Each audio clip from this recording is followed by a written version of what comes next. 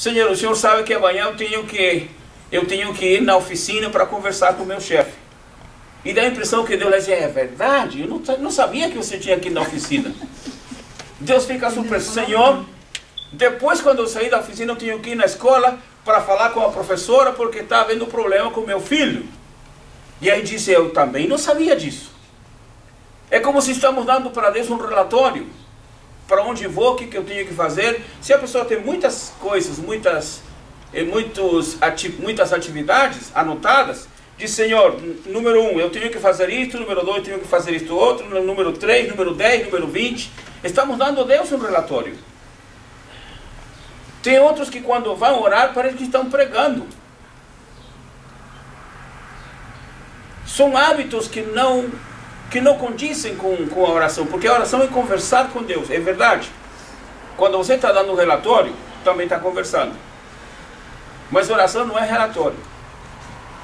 Oração é você abrir seu coração, entrar em contato com Deus, primeiramente adorar ao Senhor, primeiramente agradecer ao Senhor pela vida, pela saúde, agradecer ao Senhor também pelos problemas, agradecer ao Senhor por aquilo que você entendeu e agradecer também por aquilo que você não está entendendo, porque aquilo que eu não entendo hoje, amanhã de repente pode ser uma coisa bem clara para mim.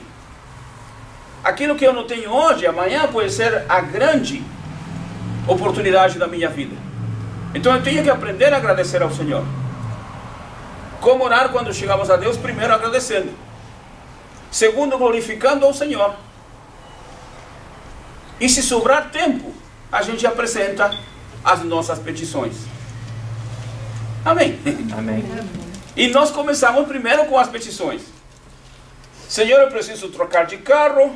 Bem, já trocou, né? Senhor, eu preciso trocar de carro, preciso comprar algumas coisas, Senhor, preciso fazer isso, preciso fazer aquilo outro. Primeiro colocamos o que precisamos. E terminamos a oração muito bem, Senhor. O Senhor já sabe o que tem que fazer, já passei o relatório. Ou seja, já entregamos o recado para o nosso serviçal. Não é assim. É necessário mudar os nossos hábitos de oração. Porque Deus não é o nosso escravo. Deus não é o nosso empregado. Deus não é o nosso menino de mandados. Deus é o nosso Senhor. Amém. E quem tem que obedecer não é Ele. Somos nós. Quem tem que submeter-se não é Ele. Somos nós. Então quando nós mudamos o nosso hábito de chefe para mandado, aí já é outra coisa. De patrão para empregado, já é outra coisa. De líder para liderado, aí muda bastante a situação. Quando mudamos a oração dizendo, Senhor, o Senhor tem que fazer isso, o Senhor vai fazer isso, e já falei para o Senhor, o Senhor tem que fazer. Essa oração não vai ter respostas. Sabe por quê? Porque primeiro a pessoa não entendeu qual é a sua posição, qual é o seu lugar. A nossa posição não é mandar. A nossa posição é pedir, implorar, rogar, clamar, buscar, se humilhar. Essa é a nossa posição. Amém? Amém. Há orações que entram na situação da dinâmica, outra vez na mecânica e em outras vezes na rotina. Orações rotineiras, orações costumeiras. Orações que se tornaram o padrão. Há igrejas que têm um modelito de oração. Meu Deus e meu Pai. Sempre começa com essa mesma oração. Meu Deus e meu Pai. Temos que aprender a orar, falar com Deus. Oração não é reza. Oração não é coisa já previamente aprendida, decorada. Oração é conversa franca, aberta, sincera com Deus. Amém. Amém. Oração e sentimento de culpa. É o que acontece em muitos casos. Não devemos depender daquilo que sentimos. Às vezes a pessoa começa a orar e diz, pastor, não estou sentindo nada. Mas você tem que sentir para orar. Pastor, não estou sentindo nada. Não há necessidade de sentir. Para orar precisamos ter fé. Amém. E mesmo que não venhamos a sentir coisa nenhuma, ouvir coisa nenhuma, ou presenciar coisa nenhuma, ou ver coisa nenhuma, Deus está ali ouvindo a nossa oração. Amém. Mas às vezes a pessoa precisa, por uma questão, às vezes até psicológica, não espiritual. Se eu não sentir o fogo de Deus e não começar a tremer, Deus não ouviu a minha oração. Não é por causa disso que Deus vai ouvir a sua oração. Ou então a pessoa diz assim, quando eu estou orando, se não falar língua estranha, é porque a minha oração não chegou no céu. Não, a língua estranha não é caminho, não é veículo que vai levar a oração. A Bíblia diz que antes que haja palavra em nossa boca, Deus já o sabe. Amém. Quando a fé é muito pequena, não podemos descer o melhor de Deus para a nossa vida. Deu para entender? Quando a fé é pequena demais, não dá para trazer as coisas de Deus para nós.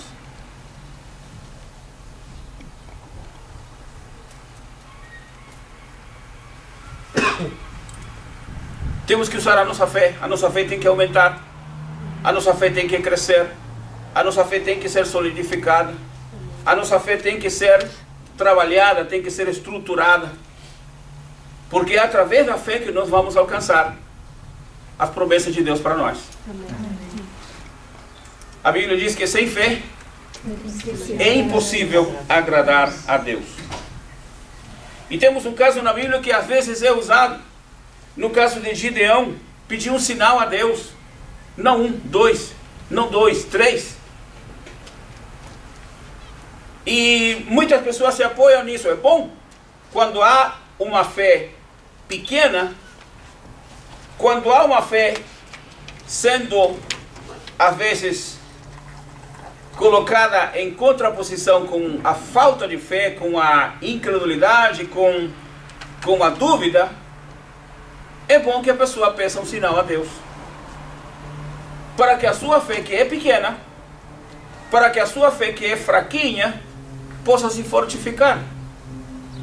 Mas não precisamos de uma resposta de Deus, de um sinal de Deus, para saber que Deus ouve as nossas orações. Não precisamos um sinal de Deus para saber que Deus vai responder às nossas orações. Porque até o silêncio de Deus já é uma resposta para nós. Amém. É só entender. De repente estamos dizendo, Senhor, eu quero comprar-me um iate neste ano. E está orando a Deus, De 15 pés. E a pessoa, 15 pés, né? Para começar. Então, um iate, Senhor, eu quero um iate, Senhor. E eu quero a resposta, Senhor. De repente Deus não lhe dá o iate que você precisa. Mas Deus vai lhe dar humildade para você chegar na praia e ficar olhando os iates que estão passando. Resposta. É um bom começo. Pelo menos já está perto do mar, já está olhando. E não tem gastos, não tem gasto nenhum. Só ficar olhando os iates. Imaginar como seria. Não podemos exigir ou então obrigar a Deus. A nossa fé nos capacita para saber que Deus nos confirmará do seu jeito, não é do nosso jeito. E aqui me lembra o apóstolo Paulo. O apóstolo Paulo diz que ele recebeu da parte de Deus.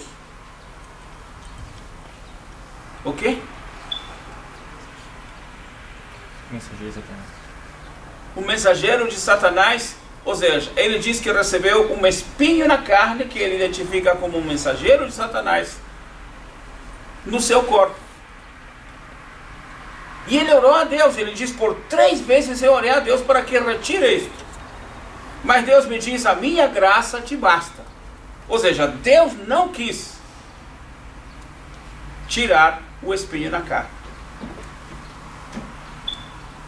E aí ele entendeu que Deus, na sua soberania, por ter mostrado coisas tão grandes e tão bonitas para Paulo, então Deus disse: vou permitir que haja um espinho na carne, para que ele não se vanglorie, para que ele não fique orgulhoso, para que ele não fique sentindo que ele é grande ou poderoso, porque grande e poderoso é Deus.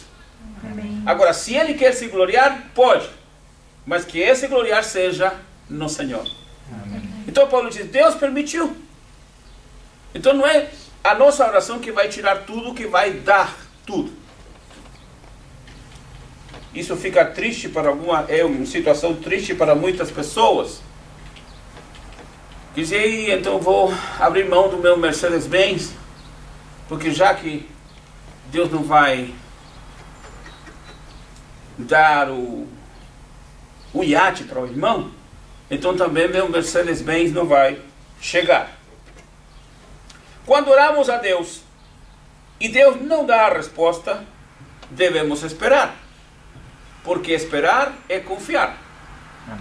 Confiar é entender que Deus está no controle de todas as coisas. Amém. Orar e meditar em silêncio é uma das coisas fundamentais para vencermos a batalha espiritual.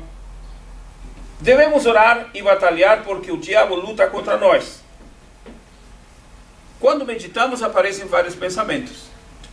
Mas se nós aprendemos a direcionar nosso pensamento só para meditar, como Paulo diz: se tem alguma coisa boa, nisso pensai.